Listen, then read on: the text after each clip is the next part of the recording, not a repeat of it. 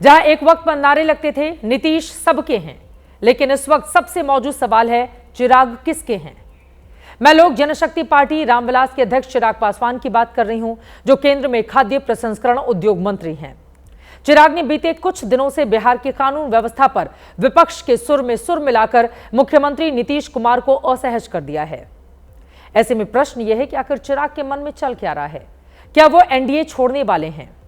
इन दोनों ही सवालों के जवाब आपको सिर्फ 20 सेकंड के उस बयान में मिल जाएगा जो आज ही चिराग पासवान की ओर से दिया गया है, जिस पर बिहार की राजनीति में हंगामा मचा हुआ है। मुझे इस बात का दुख होता है कि मैं एक ऐसी सरकार का यहाँ पे समर्थन कर जहां पे अपराध पूरी तरीके से बेलगाम हो चुका है। इस पे नियंत्रण पाना जरूरी होगा, नहीं तो इस तरीके से बिहार और बिहारियों की जिंदगी से होता हुआ खिलवाड़ बिहार को बहुत बुरे अंजाम तक पहुंचाएगा। चिराग पासवान का इकलौता विधायक जेडीयू में शामिल होकर मंत्री बन चुका है, लेकिन चूंकि चिराग की पार्टी एनडीए का हिस्सा है, ऐसे में तकनीकी रूप से वो सरकार का समर्थन जरूर कर रहे हैं। अब सवाल यह है, फिर वो नीतीश सरकार को इस तरह से कटघरे में क्यों खड़े करते जा रहे हैं? विपक्षी आरजेडी और कांग्रेस की बोली चिराग क्यों बोल रहे हैं? इसकी तह में जाएंगे तो जवाब में आपके सामने 10 सवाल आएंगे। क्या वाकई चिराग बिहार में बढ़ते अपराध से चिंतित हैं? क्या चिराग पासवान एनडीए छोड़ना चाहते हैं, या फिर वो एनडीए में ज्यादा सीट चाहते हैं? क्या चिराग पासवान मुख्यमंत्री बनने की हसरत रखने लगे हैं, या फिर वो नीतीश कुमार से बदला लेना चाहते हैं? क्या चिराग एक बार फिर से अकेले चुनावी मैदान में जाएंगे, या चिराग के मन में पाला बदलने का विचार है? क्या चिराग महागठबंधन में शामिल होना चाहते हैं, या फिर वो प्रशांत किशोर से हाथ मिलाएंगे? ये सवाल इसलिए क्योंकि दोनों ही हाल के दिनों में एक दूसरे की तारीफ करते हुए दिखाई देते हैं। और सबसे बड़ा सवाल यह है, क्या चिराग के विरोधी सुर किसी गेम प्लान का हिस्सा हैं? यकीनन इन तमाम सवालों के जवाब आपको बहुत जल्द मिल जाएंगे। अभी आप बिहार की बदहाल होती कानून व्यवस्था पर चिराग की चिंता पर पक्ष और विपक्ष का सियासी चिंतन देखिए।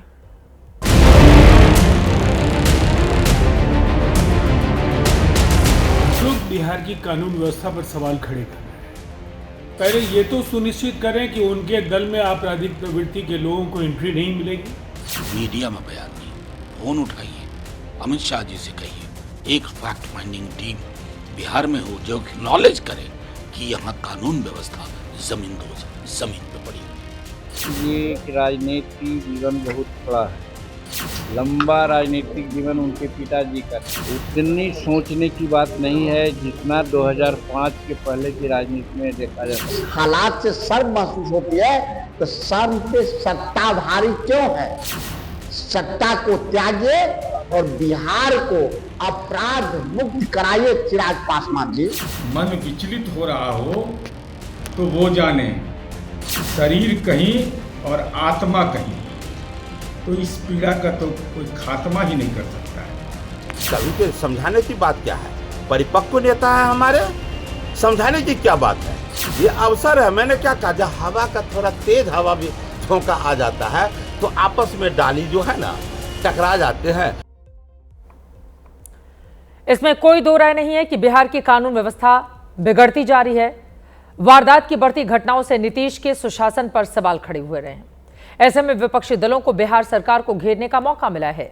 एनडीए वाले अक्सर लालू राबड़ी के राज की बदतर कानून व्यवस्था को जंगल राज का नाम देते हैं, लेकिन अब जवाब में मौजूदा सरकार को भी महाजंगल राज और राक्षस राज जैसे ताने सुनने पड़ रहे हैं। बड़ी बात यह है कि विरोधी तो छोड़िए, नीतीश के सहयोगी चिराग भी उन्हें कटघरे में खड़ा कर रहे हैं। चिराग एनडीए का हिस्सा हैं, ऐसे में गठबंधन धर्म का तकाजा है कि वो सरेआम सवाल उठाने के बजाय बंद कमरे में अपनी चिंता जताएं, लेकिन हो उल्टा रहा है। वो बिहार के लॉ एंड ऑर्डर पर लगातार नीतीश को मुश्किलों में डालने वाले बयान दे रहे हैं। जुलाई के महीने में ही उनके 2 बड़े बयान सामने आए, सुनाते हैं आपको। चिंता का विषय है जिस तरीके से बिहार में अपराध बढ़ा है, लॉ एंड ऑर्डर जिस तरीके से ध्वस्त हुआ है, मेरे लिए चिंता का विषय है कि मैं जिस सरकार का समर्थन कर रहा हूँ, और मैं दुखी हूँ इस बात से कि जो सरकार सुशासन के लिए जानी जाती थी, वो सरकार में अगर इस तरीके से आपराधिक घटनाएं बढ़ेंगी तो विपक्ष को तो बोलने का मौका मिलेगा ही। राज्य सरकार को भी इसमें और ज्यादा मुस्तैदी से सुनिश्चित करना होगा कि कम से कम और कुछ नहीं तो बिहार में सुरक्षा का भाव, एक सेंस ऑफ सिक्योरिटी हर बिहारियों के भीतर दे। ये जिम्मेदारी प्रशासन सरकार की बनती है। जिम्मेदारी जवाबदेही तय होनी चाहिए। मैं पहले ही इस बात को कह चुका हूं। चिराग पासवान कह चुके हैं कि उनका दिल्ली की राजनीति में ज्यादा मन नहीं लगता, वो बिहार लौटना चाहते हैं, बिहार के लिए कुछ करना चाहते हैं। चिराग खुद भी बिहार विधानसभा का चुनाव लड़ने की बात कह चुके हैं, वो भी अनुसूचित जाति के लिए आरक्षित सीट से नहीं बल्कि किसी सामान्य सीट से। चिराग लोकसभा की तर्ज पर बिहार विधानसभा के चुनाव में भी 100% स्ट्राइक रेट दोहराने का दावा कर चुके हैं। बिहार के पिछले 2 चुनाव में आपको चिराग की सफलता दर दिखाएं, उससे पहले आप सुनिए आज गया जी में चिराग पासवान की नव संकल्प सभा में कैसे उन्हें मुख्यमंत्री बनाने की मांग उठी। बिहार के मुख्यमंत्री कैसा है? बिहार के मुख्यमंत्री कैसा है? बिहार के मुख्यमंत्री कैसा है? बिहार के मुख्यमंत्री कैसा है?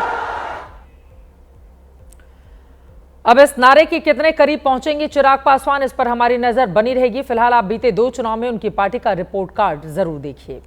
2024 के लोकसभा चुनाव में एनडीए में चिराग की पार्टी को 5 सीटें मिली और 5 पर उनके उम्मीदवारों ने जीत दर्ज की। लेकिन हकीकत यह भी है कि 2020 के विधानसभा चुनाव में उन्होंने अकेले चुनाव लड़ा था।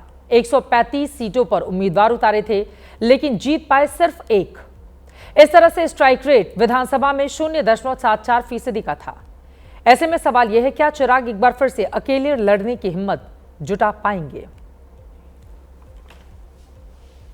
अब पासवान का चिराग राजनीति का कितना जलता रहेगा? चिराग पासवान अगला कदम क्या उठाएंगे? नीतीश को बार बार कटघरे में खड़ा करके चिराग पासवान क्या संदेश देना चाहते हैं? तमाम ऐसे सवाल हैं। आगे आने वाले वक्त में एक एक करके इन तमाम सवालों के जवाब भी मिलते जाएंगे।